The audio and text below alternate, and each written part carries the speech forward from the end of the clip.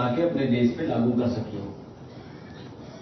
और फॉरेस्ट के एक एक्ट में साउथ इंडिया के एक बंदे ने, जिसको ग्रीन मैन कहा जाता था, उसने एक मुकदमा किया सुप्रीम कोर्ट में इस सारे एनवायरमेंटल प्रॉब्लम पे देखते हुए, खनन और ये नीलगिरी पर्वत की साइड में।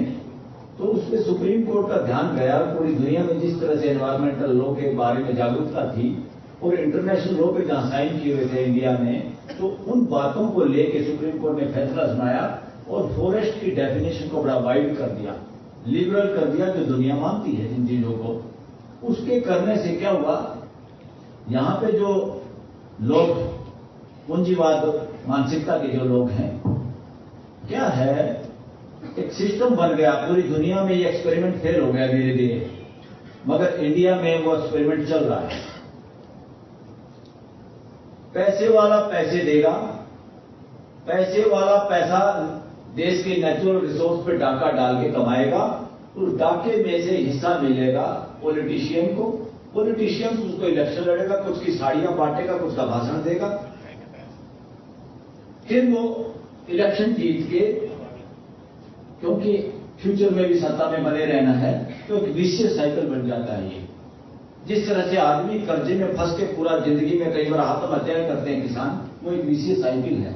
उसको पहचान में नहीं आता कि जिस चीज के लिए मैं कर्जा ले रहा हूं उसके बिना भी मेरा जीवन चल सकता है।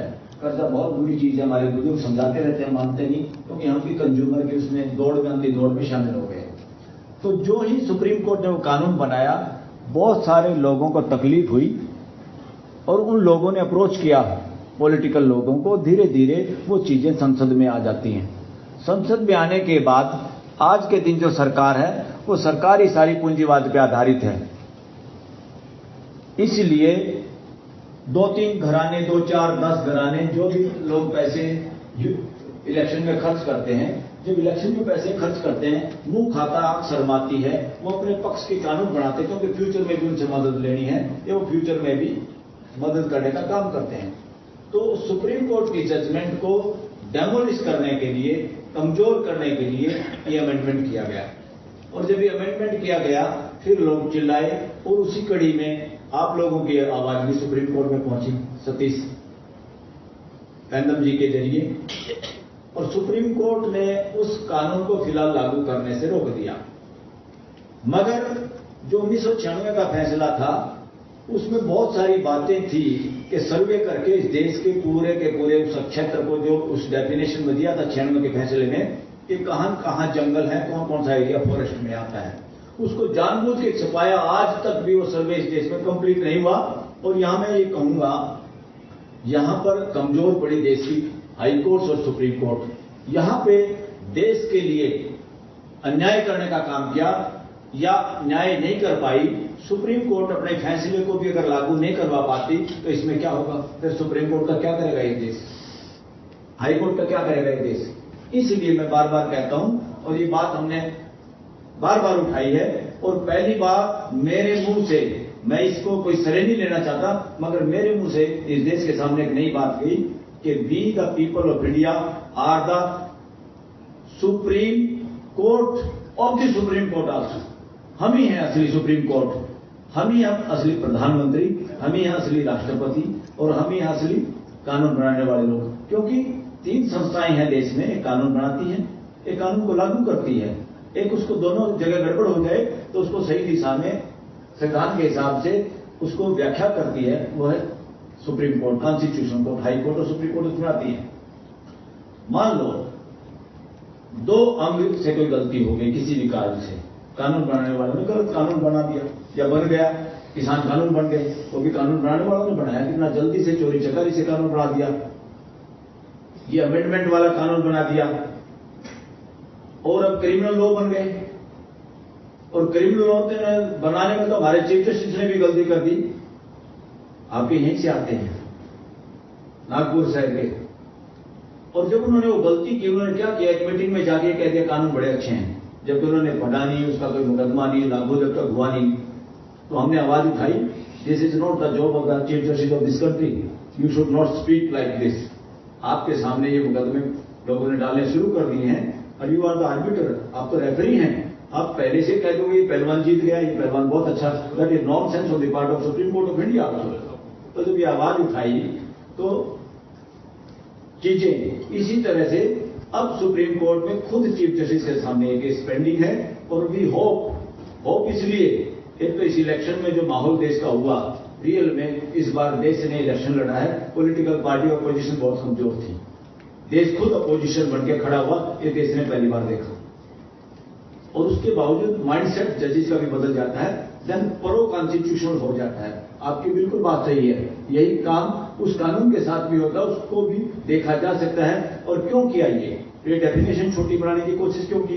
क्योंकि जो ही फॉरेस्ट का मामला बढ़ता है, फॉरेस्ट में रहने वाले लोगों के अधिकारों की बात आती है, और आप लोगों का पत्ता साफ करने के लिए उस डेफिनेशन को छोटा बनाती है। जैसे गांव की आबादी 10 किलोमीटर की बजाय 1 किलोमीटर बना दी जाए तो 9 किलोमीटर में रहने वाले लोग तो बोल ही नहीं पाएंगे, उसमें तो कह देंगे आपका तो कोई रिलेशन ही नहीं, आप है ही नहीं। जंगल ही तो जंगल में रहने वाले लोग कहां से आ गए? यू आर नो वेयर, जाइए भागिए, ना मुकदमा, ना दलील, ना अपील।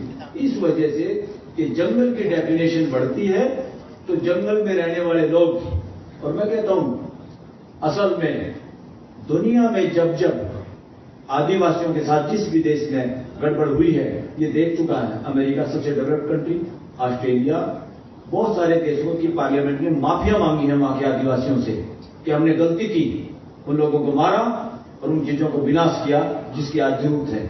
इसी प्रकार कम से कम अब तो इंडिया में हम लोग जागे और सब लोग मिलके उस काम को करें कि इस देश को माफी ना मांगनी पड़े। आज ये खाली इंडिया का मसला नहीं है, ये मसला पूरा ग्लोबल वो है।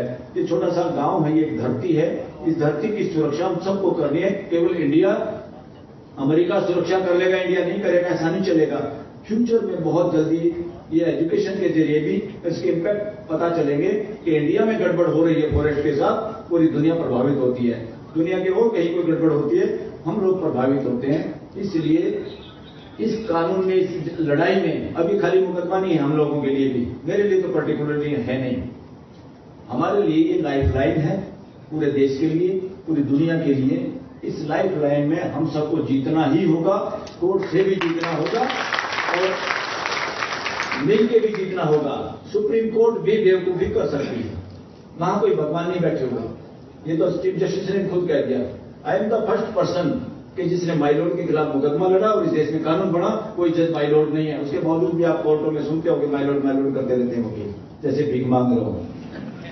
कोई माइलॉर्ड नहीं है, हमारे जैसे लोग हैं, गलतियां करते हैं, और उनसे ज्यादा सुरक्षा किसी की नहीं है। इतने तो मेंबर पार्लियामेंट की सुरक्षा नहीं है जितनी सुरक्षा जजों की है। जज हाईकोर्ट का और सुप्रीम कोर्ट का रिटायरमेंट के बाद पूरी तनख्वाह, पूरी फैसिलिटी, नौकर चाकर बाद में भी मिलते हैं, 2-3 दिन नौकर मिलते हैं, ऑफिस के खर्चे मिलते हैं, पता नहीं क्या क्या मिलता है। वो इसलिए देते हैं ताकि न्याय कर पाए, मगर वहां गड़बड़ हो जाए तो फिर क्या हो बताइए?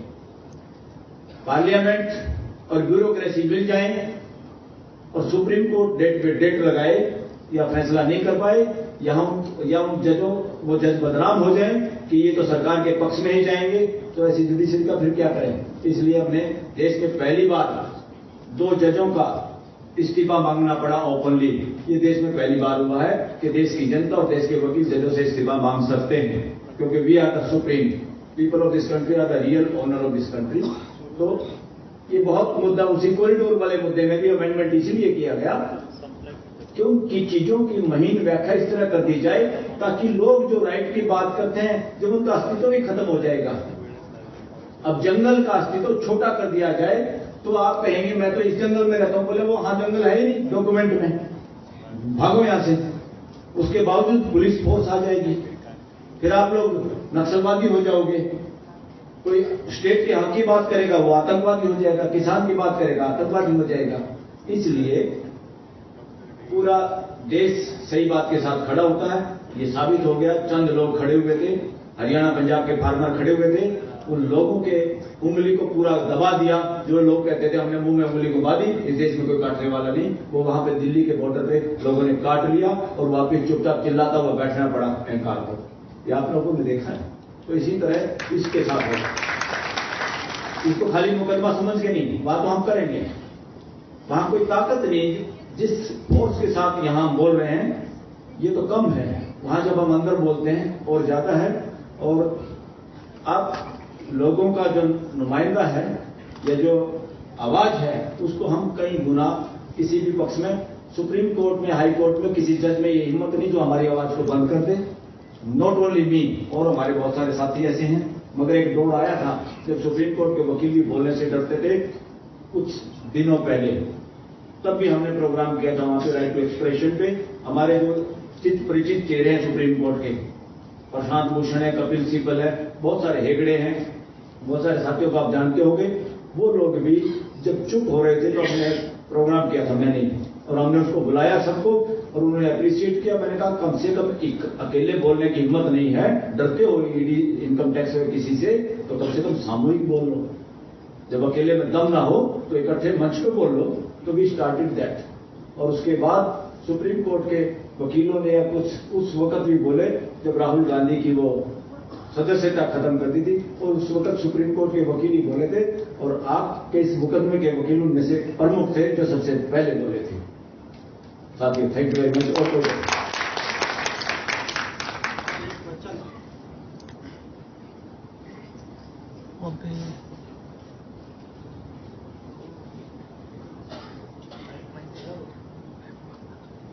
हेलो सर, भारत सरकार जो विश्व बैंक में आदिवासियों की जमीन को, आदिवासियों के पास में जो लैंड है, भारत सरकार जो विश्व बैंक से जो पैसा आदिवासियों की जमीन को गिरवी रख करके जो ले रही है, उसको कैसे रोका जा सकता है? आदिवासियों की जमीन गिरवी रख के ये मेरे नोटिस में नहीं है। ऐसा कोई लोन इंडिया गवर्नमेंट ने कोई लिया है तो कौन सी जमीन है, अगर आप लोगों के पास आरटीआई की इन्फॉर्मेशन हो क्लियर बता सकें कि कौन सी जमीन को गिरवी रखा, कि कहां से पैसा लिया। सर, वो जमीन कैसे गिरवी रखते हो लोग, जैसे कम्युनिटी लेवल की जो लैंड है, जागतिक बैंक से पैसा लाके उसको कम्युनिटी लेवल पे वो लैंड को एक्वायर करते हैं और वहां पे प्लांटिंग करते हैं। देखिए, समय बदल रहा है जी। खुद गुजरात हाई कोर्ट ने एक फैसला दिया, खुद गुजरात सरकार ने हाथ जोड़ के जाके कहा है। आज मैं तो आपके यहाँ अखबार में पढ़ रहा था, गांव की सामलात चरागाह जमीन, गौ चरान, तो जमीन को जिसको अडानी को सौंप दिया था, और मुख्यमंत्री थे मिस्टर नरेंद्र मोदी। हालात ये हो गए थे, अगर उस जमीन को चुपचाप वापिस निकलते जेल जा सकते थे। तो इसीलिए फॉरेस्ट लैंड दुनिया जिसको बचाना चाहती है, या दोबारा जंगल लगाओ और ये करो वो करो, कानून में जो प्रोविजन किया है टेम्परेरी, वो जंगल जो नेचुरल होते हैं जंगल तो, और पूरी दुनिया में अगर सहअस्तित्व के साथ कोई जी रहा है, नेचर को कोई समझ रहा है, एग्जिस्टेंस इज को एग्जिस्टेंस, वो जंगलों में रहने वाले लोग हैं, वो आदिवासी समाज है दुनिया का, पूरे ग्लोब में। बाकी जो लोग शिकार हो गए हैं आस्था जिसकी कोई वास्तविकता नहीं होती, जो कथा कहानियों पर डिपेंड होती है, जो रियलिटी होती नहीं है अस्तित्व में, ऐसी कुछ आस्था और पूंजीवाद दोनों सगे भाई बहन हैं। ये दोनों एक दूसरे के पूरक हैं। अस्तित्व में कोई संचय नहीं। किसी जानवर को देख लो, किसी पक्षी को देख लो, कहीं पे कोई स्टोरेज हाउस बनाता हो, जहां दिमाग में खुरापात है, जिसको विश्वास ही नहीं। अगर हमें विश्वास है एक साल 2 साल अकाल पड़ जाएगा, इतना तो अनाज इकट्ठा कर लेते हैं, मगर सालों साल मेरी 4 पीढ़ियां खाती रहे, मेरी 10 पीढ़ियां भूखी ना रहे, ऐसा महल बना दूं। और लाल किला बनाने वाले भी लाल किले का पता नहीं कहां गए बेचारे, किसका था, किसी ने बनाया था, कौन रहता, कहां उनके बच्चे। तो ये संचय अननेचुरल है, एग्जिस्टेंस में इसका कोई महत्व नहीं, और संचय को बढ़ावा मिल रहा है पूंजीवाद के जरिए। ये एक तरह से अननेचुरल है, ये टिकने वाला नहीं, लगातार विरोध में रहते हैं। और पूंजीवाद हमेशा सरकार के कंधे पे रख के बंदूक चलाता है, और ये जहां जहां चलती है वहां गलत है। इसका कोई वजूद ही नहीं अस्तित्व में। अस्तित्व में जिन चीजों का वजूद नहीं, जो नियम नहीं अस्तित्व में, वो अगर मानव जाति या सरकारें लागू करने की कोशिश करती है, वो नाकाम कोशिश होती है, अपना और अपने समाज का नुकसान भी होगा, कुछ नहीं होगा।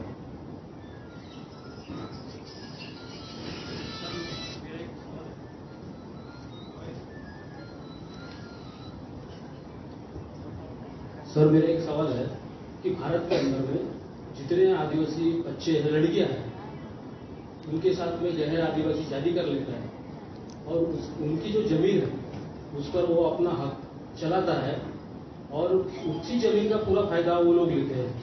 कालांतर के बाद ऐसा होता है वो बच्ची के साथ में एक तो गलत तरीके से उसको हटाया जाता है वहां से, और वो जमीन पर गैर आदिवासी अपना हक जमा कर पूरा फायदा लेता है। तो इसमें सर्वोच्च न्यायालय में कुछ ऐसे प्रावधान नहीं कर सकते? देखिए, किसानों के साथ लगातार एक ये समस्या है, जहां जहां जिन जिन जो किसान समाज में लोग हैं जो खेती करते हैं, शुरू में समाज में यही नियम थे कि वे जमीन बटे ना, संयुक्त परिवार होते थे और लड़की के साथ वैसी मदद करते थे भाई इसको शादी में उसके बाद भरना, इस तरह की और चलता था। जब हमारे कॉन्स्टिट्यूशन ने जेंडर इक्वेलिटी की, ये पूरी दुनिया के हिसाब से, विचार के हिसाब से कि भाई लड़का लड़की में कोई फर्क नहीं, तो धीरे धीरे कोई फर्क नहीं, तो हर कानून को जेंडर न्यूट्रल बनाने के लिए ये किया गया। फ्यूचर में जो हम संकीर्ण उसमें रहते हैं दायरे में, इससे तो हमें उठना होगा, क्योंकि शिक्षा के जरिए सोच तो ये डेवलप होनी है और ये हकीकत भी है कि पूरी मानव जाति 700-800 करोड़ जो धरती पे है, हार्डवेयर अलग है, सॉफ्टवेयर एक जैसा ही है।